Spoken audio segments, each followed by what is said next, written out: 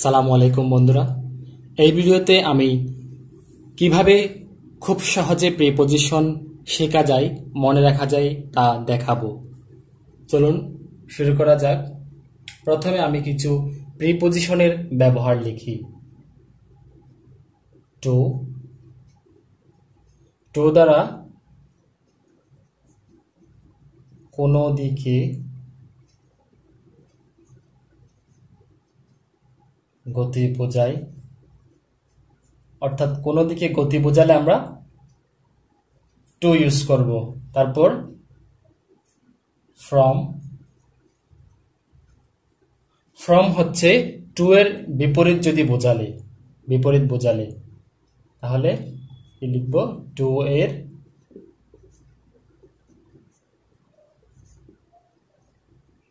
বিপরীত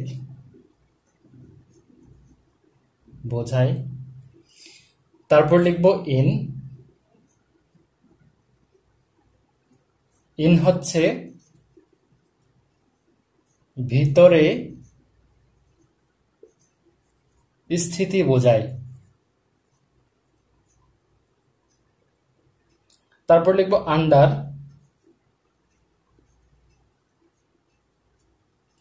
আন্ডার দ্বারা অবিচ্ছিন্নভাবে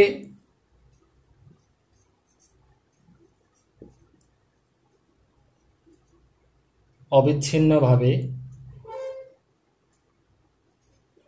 নিচে আছে বোঝায়।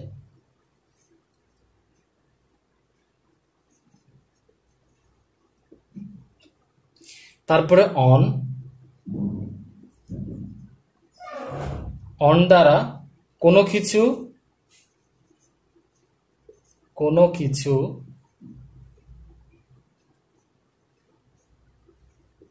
উপরে থাকবে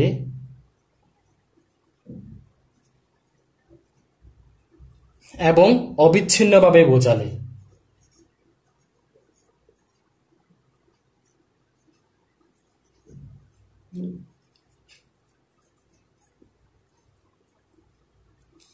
তারপর ওভার, ও ভি ই আর, ওভার দ্বারা কোনো কিছু উপরে বিচ্ছিন্নভাবে গতি বোঝালে। কোনো কিছু উপরে বিচ্ছিন্নভাবে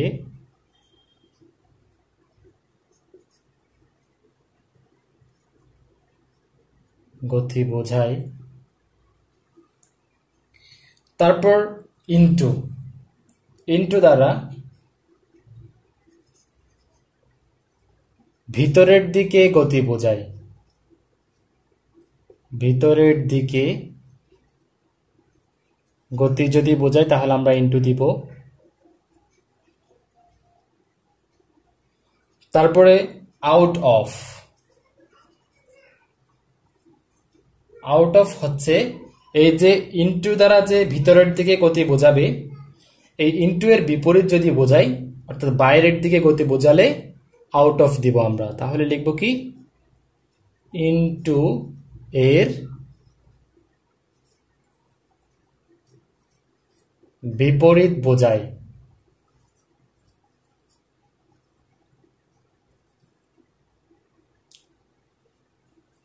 তারপরে অ্যাবাভ,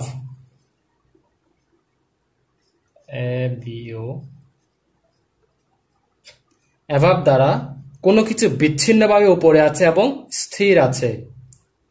কোনো কিছু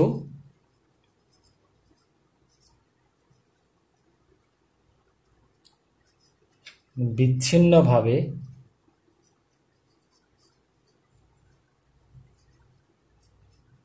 উপরে এবং স্থির বোঝালে।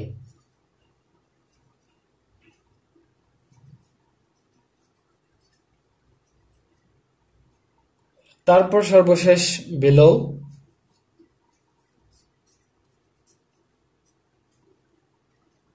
বিলো দ্বারা বিচ্ছিন্নভাবে নিচে বোঝায়, অর্থাৎ বিচ্ছিন্নভাবে নিচে বোঝালে আমরা ভাবে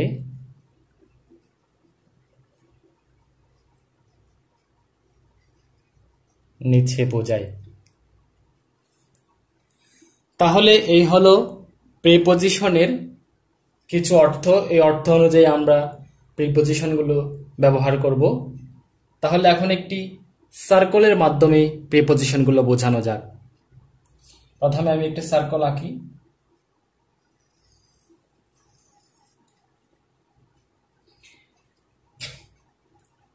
এটা একটু মাঝামাঝি করে আঁকার চেষ্টা করি।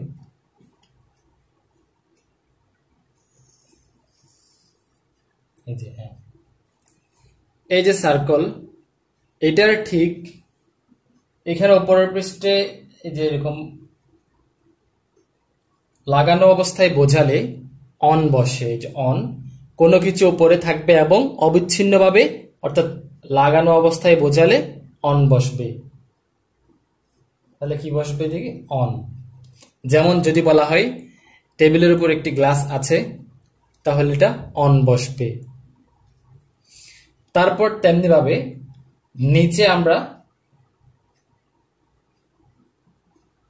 নিচে যদি লাগানো অবস্থায় বোঝাই তাহলে কি বসবে?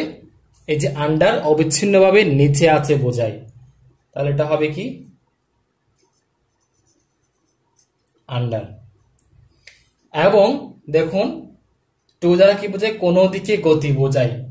যদি এরকম কোনো দিকে, মনে করেন এই যে এইদিকে তীর চিহ্ন দিয়ে দেখানো হলো, যদি গতি বোঝায় তাহলে বসবে যে টু, প্রিপজিশন টু বসবে।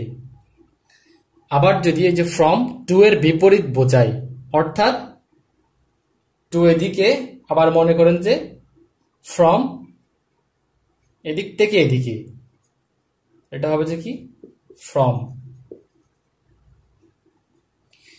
তারপর ভিতরে যদি কোনো কিছু স্থিতি বোঝায়, অর্থাৎ স্থির আছে বোঝায়, তাহলে বসবে যে ইন। আবার যদি কোনো কিছু মনে করেন যে এটা একটা রোম, বা মানে এটা ভিতরে এটা দিয়ে যদি ঢুকে, এই যে ভিতরে ঢুকে তারপর এদিক দিয়ে বের হয়েছে এরকম বোঝায়, অর্থাৎ কোনো কিছু দিয়ে ঢুকে তারপর বের হয়েছে এরকম বোঝায়, তাহলে হবে যে থ্রো, TH ROUGH, থ্রো, অর্থাৎ কোনো মাধ্যম দিয়ে প্রবেশ করে আবার বের হয়ে যাওয়া যদি বোঝায় তাহলে হবে যে থ্রো। তারপর দেখুন ইনটু, মনে করেন যে কোনো কিছুতে প্রবেশ করছে, তো কি আছে? গতি আছে, গতি সহ ভিতরে যদি প্রবেশ করা বোঝায় তাহলে হবে যে ইনটু। এবং ইনটু এর বিপরীত হচ্ছে ভিতর থেকে, মনে করেন যে গতি অবস্থায় বাইরে বের হয়ে গিয়েছে, তাহলে হবে যে আউট অফ।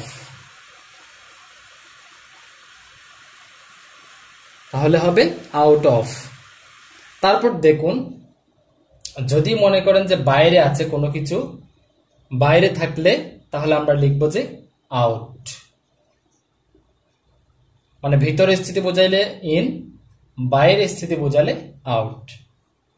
তারপর দেখুন ওভার, কোনো কিছু উপরে বিচ্ছিন্নভাবে গতি বোঝায়।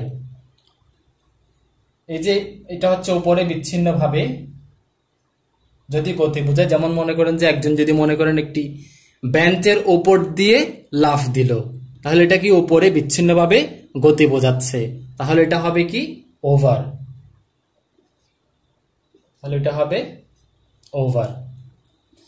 তারপরে দেখুন অ্যাবাভ, অ্যাবাভ হচ্ছে কি? কোনো কিছু বিচ্ছিন্নভাবে উপরে এবং স্থির বোঝালে, অর্থাৎ বিচ্ছিন্নভাবে আছে এবং স্থির আছে যদি বোঝায় তাহলে আমরা এটাকে অ্যাবাভ দিব।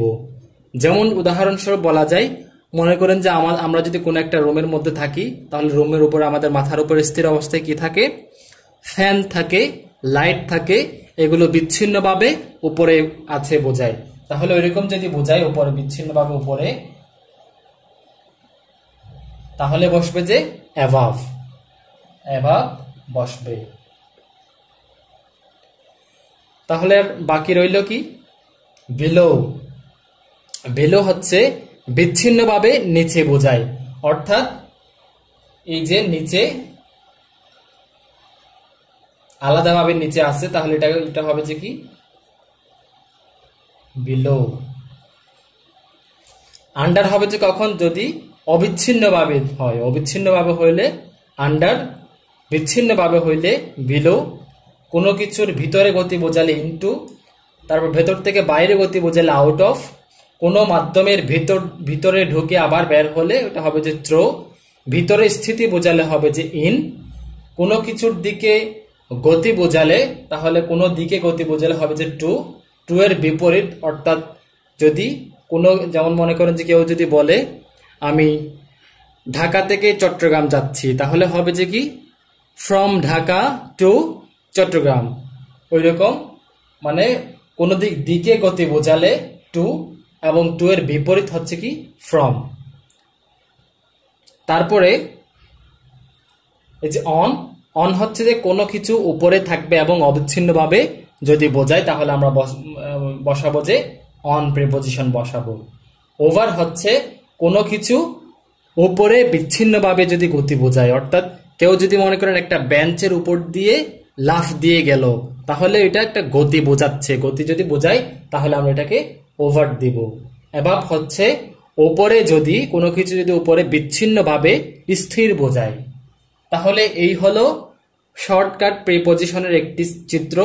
আপনারা চাইলে এটি স্ক্রিনশট দিয়ে রাখতে পারেন এবং পরে নিজের সুবিধা মতো মুখস্থ করতে পারেন। এই ছোট্ট একটি চিত্র যদি আপনি মুখস্থ রাখতে পারেন, তাহলে আশা করছি প্রিপজিশনে আপনার আর কোনো ভুল হবে না।